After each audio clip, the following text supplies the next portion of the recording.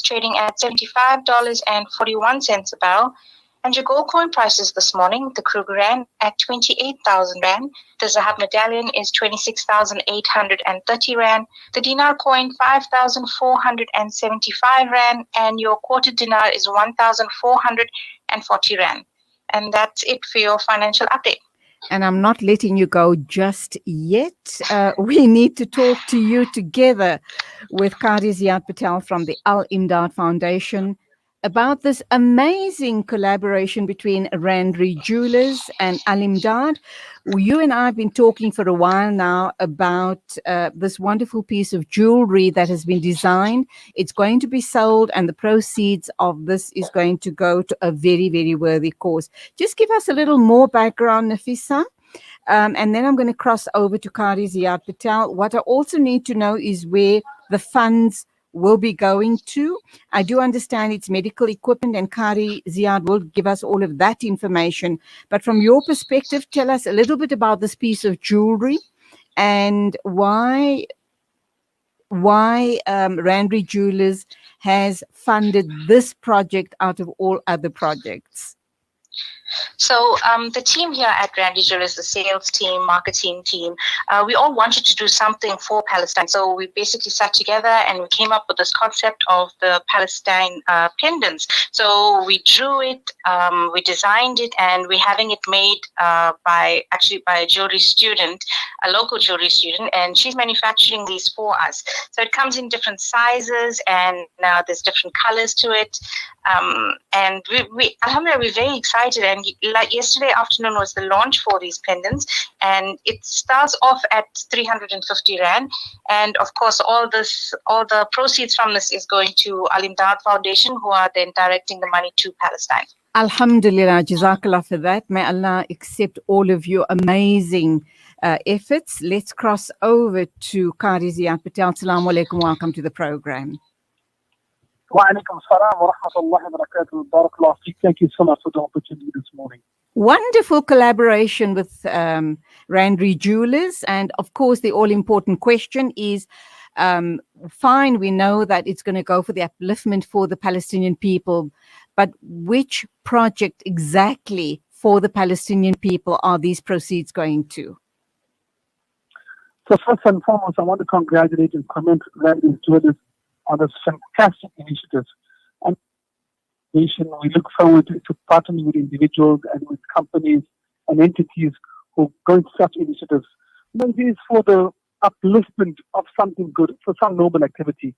So yes, alhamdulillah, the proceeds from this beautiful initiative, this pendant, the proceeds from this will be used at the As-Sahaba Medical Complex. This has been one of the pet projects of the Al-Imdaad Foundation in the Gaza Strip. It's a female-only hospital, but in terms of crisis, the trauma unit is also open to all and sundry. Alhamdulillah, Al-Imdaad Foundation has a fantastic track record of not only working in the Gaza Strip, but across the world. Alhamdulillah. And we thank Allah Ta'ala. This facility was set up in 2004. In 2016, we had extended the entire hospital. And alhamdulillah, from a monthly basis point of view, the entire hospital is been overseen by the Al-Imdaad Foundation. If I can only give you statistics and tell you that how please do go ahead. This hospital has been for the people of Gaza, it's simply amazing. That alhamdulillah, over the years, one statistic I will give you, over 22,000 babies have been born at this facility. 22,000 babies have been born at this facility. And different various medical filters are all being taken into account at this hospital. When a person is in need of surgery, a person is in need of gynecology, whatever the fact of the medical treatment needed, alhamdulillah, this hospital provides that kind of treatment. So once again, the Palestine pendants, which is at 400 Rand, 650 Rand, 500 Rand, mashallah, this is a fantastic piece of initiative, a fantastic piece of work, and it is really, really commendable. I want to really congratulate Randeree Jewellers and the female or the students, or the jewelry students who actually got down to designing this entire thing. It's beautiful, and I hope that every one of us can get our hands on this thing, inshallah. Inshallah. Okay, tell us exactly where is this hospital located and the name of the hospital as well. So the hospital is in the Gaza Strip. It is in Gaza City itself. And alhamdulillah, the name of the hospital is the Al-Imdaad Foundation As-Sahaba Medical Complex. Al-Imdaad As-Sahaba Medical Complex. MashaAllah, if anyone goes onto the website www.alimdaad.com, you will get much more information on there. You'll be able to also see some footage of the hospital and see exactly what the hospital does for the people of Gaza. Yes, we all are aware of how the people of Gaza are suffering and how tough life has been in Gaza Strip. But at the end of the day, all human beings are suffering. We need some kind of medical treatment. We do need medical assistance. And that's exactly what the concept of this hospital is all about. It is to provide medical treatment for the people of Gaza, and that's exactly what it is doing, alhamdulillah. Qarie, it's an absolutely fully fledged hospital. It can deal with any medical emergency or any medical condition. Undoubtedly, any medical condition. Yes, sometimes there are certain people who need specialized medical treatment. Alhamdulillah, the Al-Imdaad Foundation has been sponsoring and has been facilitating those individuals and those patients to fly out to Jordan. And in Jordan, alhamdulillah, the Al-Imdaad Foundation has an office there. That office facilitates with a group of different specialists to come together and help and operate and treat those patients. But generally, the Al-Imdaad As-Sahaba Medical Complex, it can help us with individual dentistry, optometry, ophthalmology, gynecology, surgery, whether it may be, even for those individuals who need dialysis, etc. All of this happens at that hospital, alhamdulillah. How big is the hospital and how many full-time medical staff do they have at the hospital? So the hospital is 8 floors. Offhand, it would be very, very difficult to give you the exact figure of how many staff there are. But yes, there's quite a very, very good staff complement. And yes, alhamdulillah, as I can say to you, in our eyes, I would say this is one of the state-of-the-art medical facility which anyone, in fact, let me put it this way. I would say that this medical facility is even better than some of our local medical facilities in South Africa. Wow. That's how I would sum it up. MashaAllah, MashaAllah for all of your efforts. Jazakallah for being with us on the show today. And we do hope and pray. In fact, we know that the sales of those pendants will truly, truly fly off the shelves, thereby sending much needed ongoing funds for the ongoing upkeep of this amazing facility in the Gaza. I mean, in fact, Sister Julia and Salam Media, as I'm speaking to you, I'm here in Cabo Delgado. I'm right here, about not very far from the troubled region where the fighting is happening here in Cabo Delgado in the northern part of Mozambique. In fact, as I'm speaking to you, it is a very, very dangerous area. It is a very dangerous region. Alhamdulillah, our teams are here on the ground. And we are about to conduct a distribution for some of the IDPs that have settled in the spot. Yes, yesterday we did have some complexities wherein our distribution had to be cut short because of the safety and the security situation. But alhamdulillah, we are back here right now again this morning to continue with that. So yes, we're in a very, very dangerous season, and we request that Allah will keep us safe, keep the team safe here in Cabo Delgado, and Allah accept all of our efforts. Ameen, Ameen, Thumma Ameen. I admire people like yourself, your team, Al-Imdaad, and other such amazing organizations that literally put your lives in the firing line, so to speak. And we do know there's been lots of problems in that part of Mozambique. What sort of relief are you handing out at this current time? So alhamdulillah, this time around we're handing out 6,000 high-valued food samples. Also, we are also handing out clothing as well and some hygiene kits as well.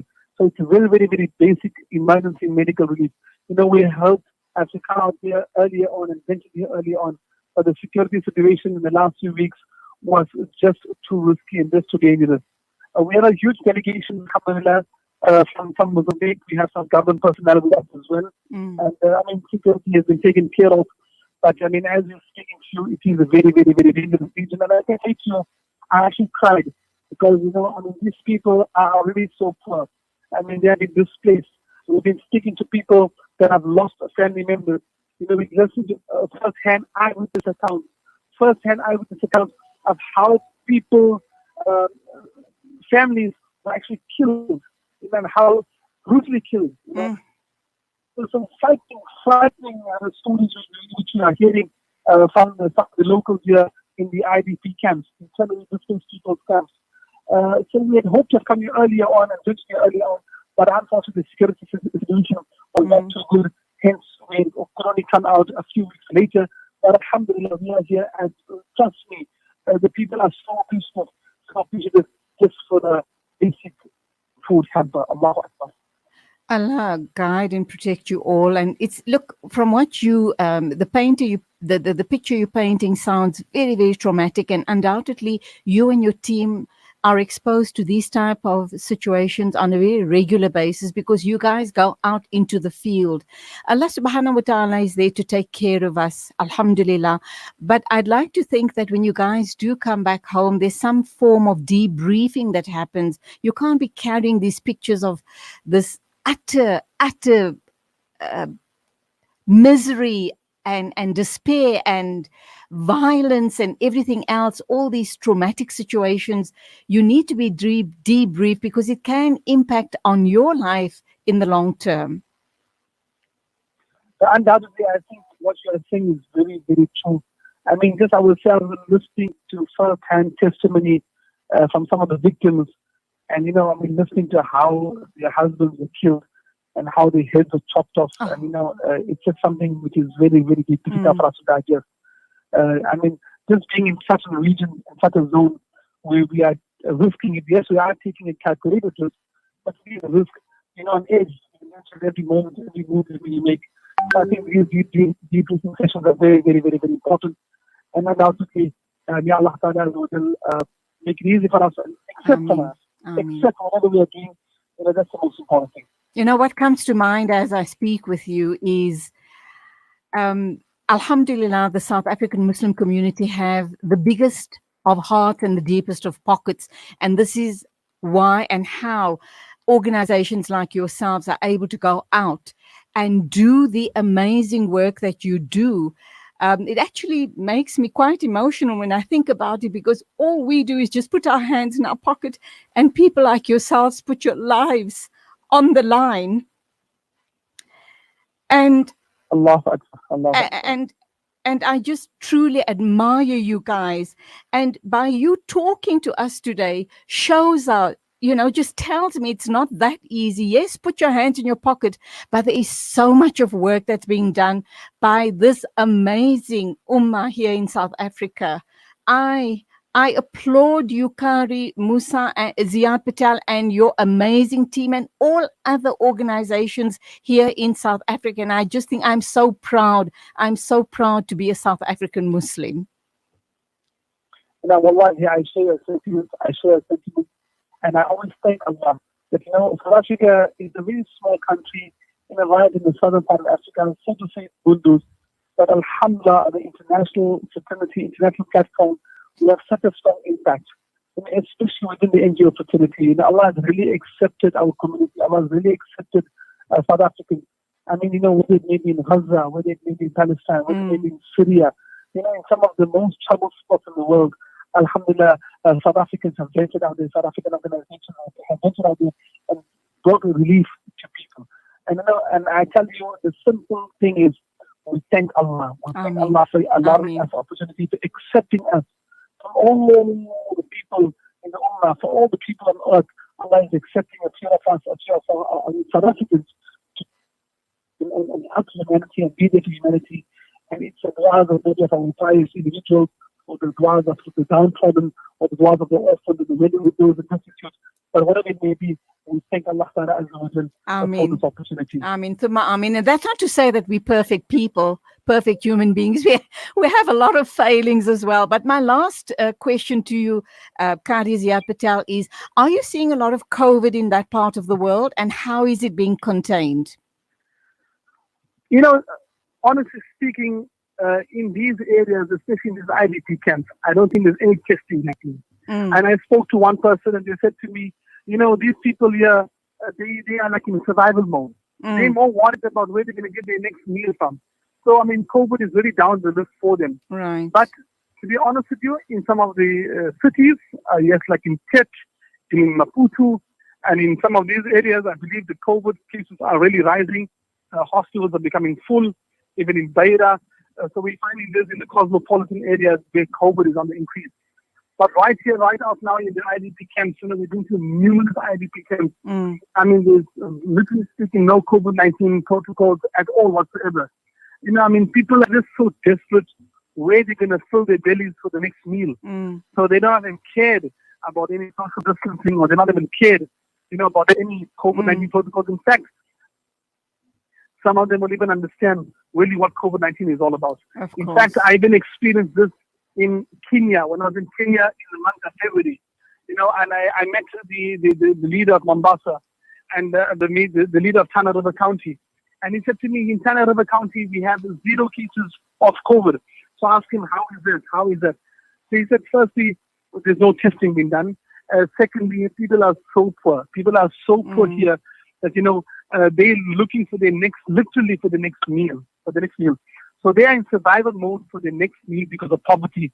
So they're not going to care about COVID-19 and its effects and what else they have. Okay, thank you indeed for painting such a vivid picture for us here. Made me very emotional. Allah subhanahu wa ta'ala guide, bless and protect you all, accept all of your amazing efforts, and be safe, inshallah. Assalamu alaikum to you.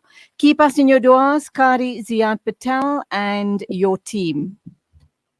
Barakallahu feek. If anyone needs more information, www.al-imdaad.com. Assalamu alaikum wa rahmatullahi wa barakatuh. Wa alaikum assalam. That was Brother Qarie Ziyaad Patel talking about the collaboration between Al-Imdaad Foundation and, of course, Randeree Jewellers. Please go out, support this amazing initiative, and make sure that just know that by doing so, you are helping the people of Palestine, that the facility at the hospital in Gaza is being funded, and it's an ongoing facility that is providing healthcare to hundreds of thousands of people, inshallah. With a minute to go before we get to our ad break, I have a beautiful message here which has just made my day. No, it's made my year, alhamdulillah. A message from Yusuf Patel. He says, well done, Mrs. Ali. You, my sister, handle your program very well with authority and intelligence and wisdom. Alhamdulillah. Jazakallah so much for that. MashaAllah, he says, I'm 79 years old, a cancer survivor for 16 years. Inshallah, may you be in survival mode for many, many more years to come, inshallah, Brother Yusuf Patel. The message goes on to say, I love to inspire my little world with my poems, inspirations, and words. Shukran, salams, and du'as. Please send us some of your poems. We can read them out here on air from time to time. Would love to receive them. And go well.